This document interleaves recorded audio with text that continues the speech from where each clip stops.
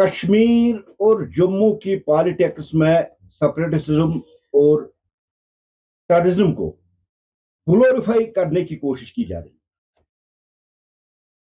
आप सब जानते हैं, पर्सनैलिटीज और लेजेंड्स के नाम पे मकबूल भट्ट जैसे शहीद कहा जाता है, गिलानी, मसरत आलम, शबीर शाह, जिन्होंने सारी उम्र यूनियन ऑफ इंडिया के खिलाफ जंग छेड़ रखी थी, उनको लेजेंड्स और उनको हीरोज का दर्जा दिया गया। और वो भी दर्जा किसने दिया?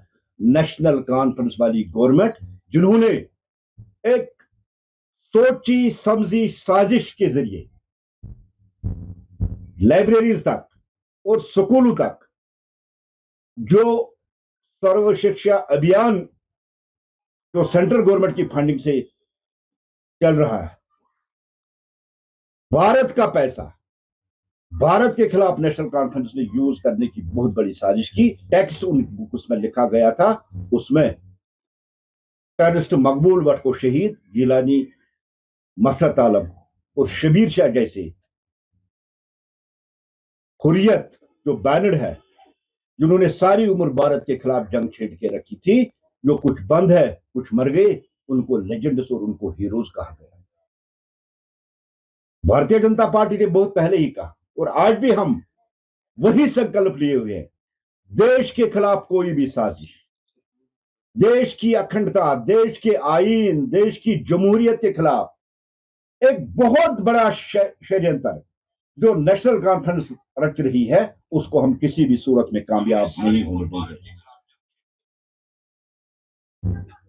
शबीर शाह, मसरत आलम जैसे स्टूल पेंटिंग कराने वाला हार्डकोर दहशतगर्द, उसको लेजेंड, उसको पर्सनलिटी कहने पे भारतीय जनता पार्टी ने तब भी शोर उठाया था, ऐतराज उठाया था, और आज भी हम। अब जहां तक नेशनल कॉन्फ्रेंस गवर्नमेंट का सवाल है, ये टेररिज्म को ग्लोरीफाई कर रही है, ये सेपरेटिज्म को ग्लोरीफाई कर रही है। ये यहाँ के बच्चों, जो छोटे छोटे बच्चे हैं, उनके जहन और उनके दिमाग में गिलानी, मसरत आलम और शबीर जैसे लोगों को उनके जहन में एक हीरो की तरह पेश कर रहे हैं, जो देश के खिलाफ बहुत बड़ी साजिश है, जो देश की एकता के खिलाफ बहुत बड़ी साजिश है। हमने पहले भी मांग की, पहले भी हमने डिमांड की, जो कसूरवार है उनको अरेस्ट किया जाना चाहिए, उनको सजा मिलनी चाहिए। लेकिन उसके बरक्स हमारी एजुकेशन मिनिस्टर साहिबा चुप करके बैठी है, और उसके बाद हमारे चीफ मिनिस्टर साहब उन्होंने अभी उस पर मुंह भी नहीं खोला। ये इनडायरेक्टली सपोर्ट कर रहे इसको, इसलिए उन्होंने खामोशी अख्तियार की है। भारत के आईन, भारत के कानून ने जिसको दहशतगर्द डिजिग्नेट किया, जिनको बैन किया, जो दहशतगर्द एक्टिविटीज में शामिल है, वो भारत के रियासत जम्मू कश्मीर के टेक्स्ट बुक्स में कैसे एक शहीद और लेजेंड की तरह उनको पेश किया जाएगा, ये एक बहुत बड़ा सवाल है। ये एक बहुत बड़ी साजिश है नेशनल कॉन्फ्रेंस की। दोबारा से यहां टेररिज्म और दोबारा से यहां सेपरेटिज्म को रिवाइव करने की कोशिश की जा रही है। हम सब जानते हैं कि नेशनल कॉन्फ्रेंस के वादे, नेशनल कॉन्फ्रेंस के कमिटमेंट और उनकी जितने भी वादे थी, वो सारे फेल हो चुके हैं पौने 2 साल में। इसलिए फिर एक शगुफा कश्मीर और जम्मू के लोगों की जज्बातों के साथ खिलवाड़, जम्मू कश्मीर के लोगों की उमंगों, उनकी आशाओं के साथ खिलवाड़, और एक नए शगुफे के तहत आज ये गिलानी को लेजेंड कह रहे हैं, शबीर शाह को लेजेंड कह रहे हैं, मसरत आलम जैसे खूंखार दहशतगर्द को ये लेजेंड और हीरो कह रहे हैं। याद होगा नेशनल कॉन्फ्रेंस अभी जंतर मंतर पर धरना देने की जो अनाउंसमेंट कर चुके हैं, इसका भी बहुत एक गहरा कनेक्शन है। आज पीओके में एक तहरीक चल रही है पाकिस्तान के खिलाफ और वो उनको कह रहे हैं हमें खुला छोड़ दो, हम भारत के साथ जाएंगे। लेकिन हमारी नेशनल कॉन्फ्रेंस पाकिस्तान कहने वालों को, आजादी कहने वालों को इनविटेशन दे रही है कि जंतर मंतर पे आइए। क्या मैसेज देना चाहते हैं? इसके पीछे बहुत बड़ी साजिश ये है कि जो जुल्म, जो जबरदस्ती आज पीओके में हो रही है, उसका दुनिया को उससे ध्यान हटाने के लिए अब इन्होंने जंतर मंतर चुना। ये पाकिस्तान की डायरेक्शन में सब कुछ हो रहा है। टाइम क्या चुना इन्होंने, वक्त कौन सा चुना इन्होंने? जब पीओके में खून की होलियां खेल जा रही है, जब पाकिस्तानी आर्मी घसीट के उनको गोलियां मार रही है, और आज तक नेशनल कॉन्फ्रेंस की पार्टी ने पीओके पे एक लफ्ज भी नहीं बोला, एक लफ्ज भी नहीं बोला। क्या वो नहीं समझते हैं पीओके हमारा हिस्सा है? वहां के लोगों पे जुल्म और तशद्दुद हो रहा है। एक वर्ड भी हमारे चीफ मिनिस्टर है, उनके किसी मिनिस्टर या उनके किसी प्रवक्ता ने आज तक नहीं बोला। क्यों? पाकिस्तान नाराज होगा। शहीद किसको कहा जाता है? जो देश के लिए जान दे दे, जो वतन के लिए जान दे दे, उसको शहीद कहा जाता है। जिस टेररिस्ट को भारत के कानून ने डिजिग्नेट टेररिस्ट किया, फांसी लगाई तिहाड़ जेल में, नेशनल कॉन्फ्रेंस उसको शहीद कह रही है और वही टेक्स्ट या स्कूलों में भेज रहे हैं ताकि यहां की जो नई नस्ल, जिनके दिमाग में भारत के तहिए प्यार है, भारत का झंडा जो उठा रहे, जो तिरंगा रैलियों में शामिल हो रही, उनका जो माइंड है उसको चेंज करने की बहुत बड़ी साजिश है।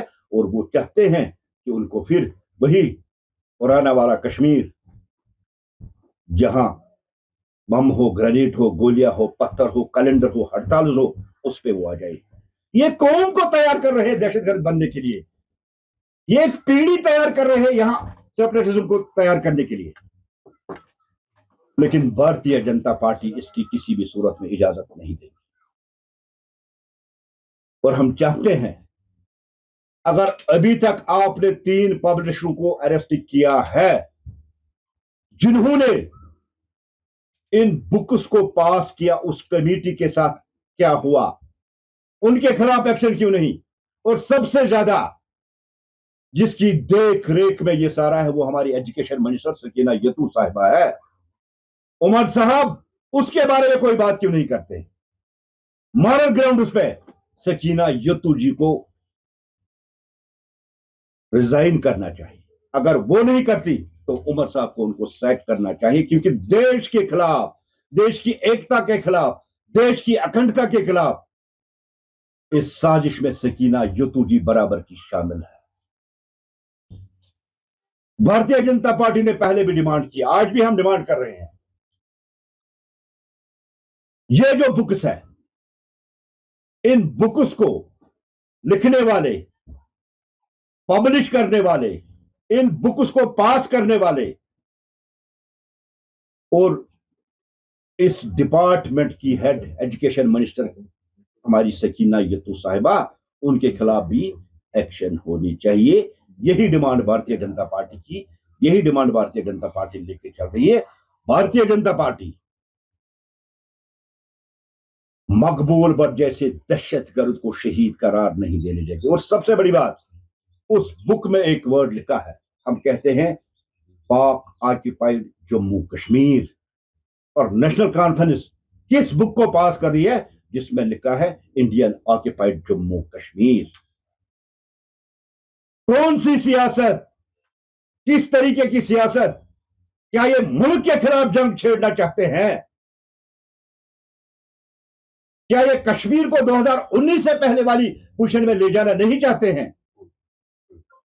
इसलिए इसको इंडियन ऑक्युपाइड कश्मीर वाली बुक को ये पास करेंगे। मकबूल बट जैसे दहशतगर्द जिसको फांसी दी गई, उसको शहीद कहे जाने वाली किताब को ये पास करेंगे। हमारी एक ही मांग है, एक ही डिमांड है, सकीना यतू साहिबा को सैक करना चाहिए। उनका कोई हक नहीं है एजुकेशन मिनिस्टर बनने का, क्योंकि देश के खिलाफ, देश की एकता, देश की अखंडता, देश के इंस्टीट्यूशंस के खिलाफ एक साजिश जो हो रही है उसमें बराबर की शरीक सकीना यतू साहिबा भी है। अब कल 13 जुलाई इसमें हुई थी। कौन से शहीद, किन की शहादत आप बात कर रहे? लुटेरे थे, दंगाई थे, फसादी थे। हिस्ट्री पढ़िए। उस दिन 8 कश्मीरी पंडितों को कत्ल किया गया। आपका ऐतिहासिक डाउनटाउन जो जैन कदल है वहां 4 कश्मीरी पंडितों को बोरियों में बंद करके दरिया में फेंका गया। बडगाम में 4 लोगों को तीसरी मंजिल से नीचे गिराया गया। ये एक ट्रायल चल रही थी, कोर्ट की कार्रवाई चल रही थी, उसके खिलाफ इन्होंने आवाज उठाई महाराजा के खिलाफ। और उसका मास्टरमाइंड कौन था? आप सबकी नॉलेज के लिए मैं कह दूं, कादिर था, जो लाहौर का रहने वाला था, जो मास्टर आदमी था दंगे और फसाद करने में। कश्मीरी पंडित हमारे अंग का एक अंश है, कश्मीर का एक हिस्सा है। और कश्मीरी पंडित समाज इस दिन को बट लूट दिवस के तौर पर, एक कश्मीरी वर्ड है बट लूट दिवस, जिस दिन कश्मीरी पंडितों के प्रॉपर्टी को लूटा गया, दुकानों को जलाया गया, उनके मकानों को आग लगाया गया। इसलिए कश्मीरी पंडित इस दिन को ब्लैक डे के तौर पर मना रहे। कोई शहीद भारतीय जनता पार्टी को नहीं मानती है। हम शहीद मानते हैं अयूब पंडित को, हम शहीद मानते हैं मकबूल शेरवानी को, हम शहीद मानते हैं उन पुलिस वालों को जिन्होंने देश के लिए जान दे दी। खासकर अयूब पंडित, क्या वो शहीद नहीं है जिसको सबसे बड़ी मस्जिद में कत्ल किया गया? क्या वो पुलिस अफसर शहीद नहीं है जिनको नमाज पढ़ते ही बाहर निकले उनको गोली मार के हलाक कर दिया गया? और एक नैरेटिव बनाने की कोशिश की जा रही, शहीद शहीद शहीद। दंगाई और फसाद दिन को शहीद नहीं कहा जा सकता। आपको याद है कि 2019 तक ये दिन बड़े धूमधाम से मनाया जाता था, वहां पे पुलिस की भी मतलब सलामी वलामी दी जाती थी, छुट्टी भी होती थी इस दिन पे हरियाणा से। देखिए 2019 से पहले क्या जम्मू कश्मीर था, 2019 के बाद आज जम्मू कश्मीर देखिए, तब 2 विधान और 2 निशान हुआ करते थे यहां। अब ये बदला हुआ जम्मू कश्मीर है, एक प्रधान, एक निशान, एक विधान यहां काम कर रहा है। दस्त कर दिया हमने उस दूसरे झंडे को, 370 को गाड़ दिया हमने कब्र में।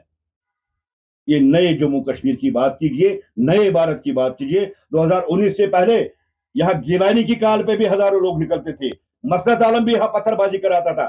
आज कहां उसका ठिकाना है? तिहाड़ जेल।